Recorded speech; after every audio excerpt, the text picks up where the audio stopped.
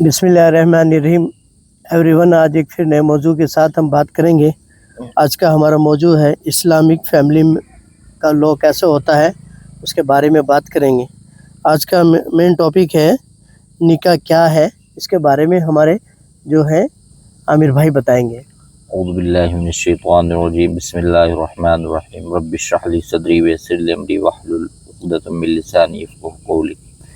निकाह जो है एक लीगल कॉन्ट्रैक्ट है जिसमें एक मर्द और एक औरत आपस की रजामंदी से हस्बैंड और वाइफ की ज़िंदगी गुजार सकते हैं, और ये एक तरह से इस्लाम में बहुत इबादत माना जाता है, एक तरह से बहुत बड़ा सवाब माना जाता है निकाह।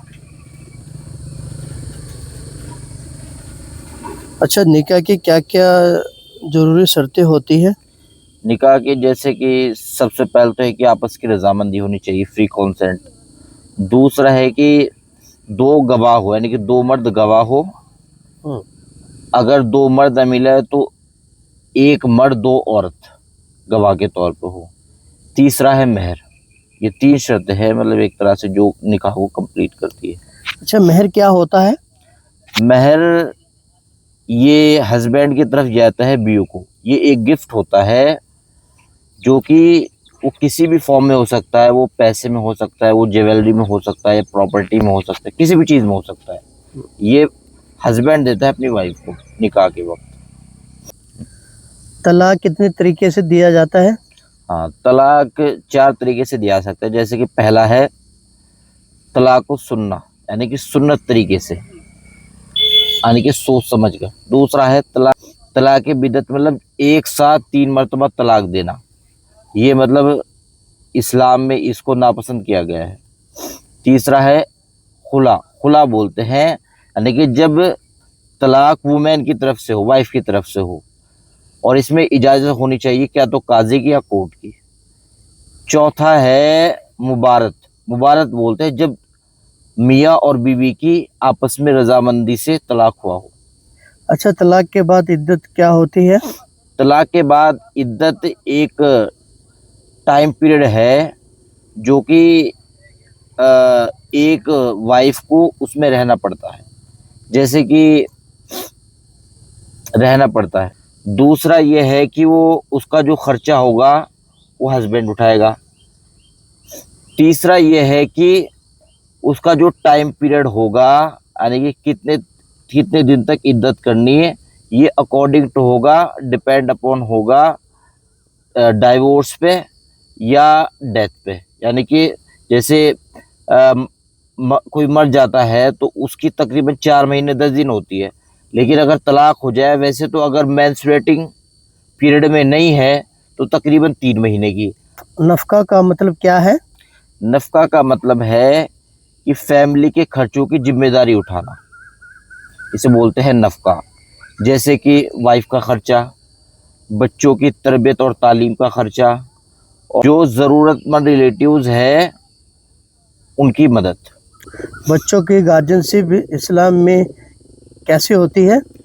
हाँ, बच्चों की गार्जियनशिप जो है, जैसे इस्लाम में ना फादर को एक तरह से गार्जियन माना जाता है बच्चों का।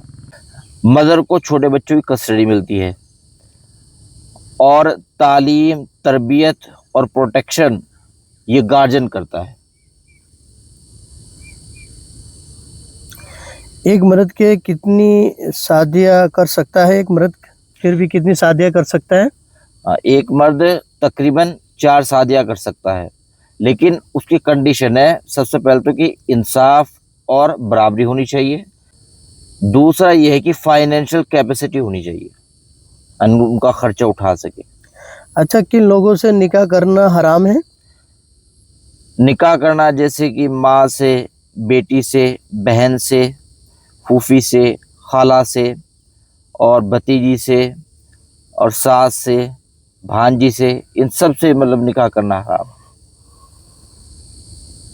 अडॉप्ट का इस्लाम में क्या कॉन्सेप्ट है? अडॉप्शन जो है, मतलब ये इस्लाम इसको एक तरह से अलाउ करता है, लेकिन यह है कि बच्चे की जो पहचान है भी छिपी नहीं होनी चाहिए। दूसरा यह है कि वो विरासत का वारिस नहीं बन सकता, बाकी ये उसका खर्चा उठाया जा सकता है। फॉस्टरेज का क्या मतलब है? फॉस्टरेज का मतलब है अगर कोई माँ किसी बच्चों को 2 साल तक दूध पिलाती है तो फिर वो आगे जाके वो माँ या मतलब वो बच्चा वो आपस में निकाह नहीं कर सकते, एक तरह से फैमिली से जुड़ जाएंगे, तो आगे वो एक तरह से कोई आगे निकाह नहीं कर सकते। तो गाइस, आज ये जो है हमने जिस टॉपिक पे बात की है ये इस्लामिक फैमिली लॉ के बारे में है। इस्लाम में जो है फैमिली का क्या कल्चर है, इसका लॉ क्या है इसका, उसके बारे में हमने बात की है। और हमें कुरान और सुन्नत के दायरे में रहकर ये चीज़ को हमें देखना पड़ेगा कि हमें इस्लामिक ज़िंदगी को कैसे गुजारना है और उसका तरीका क्या है।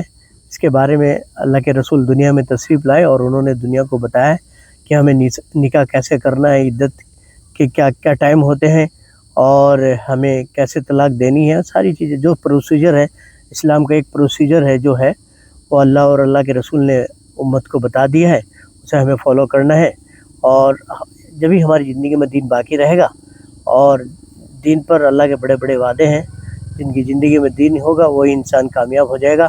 दुनिया और आखिरत की कामयाबी का वादा उन लोगों के लिए है जिन्होंने दीन को अपना लिया और दीन के एतबार से ज़िंदगी गुजारी। जज़ाकुल्लाह खैर।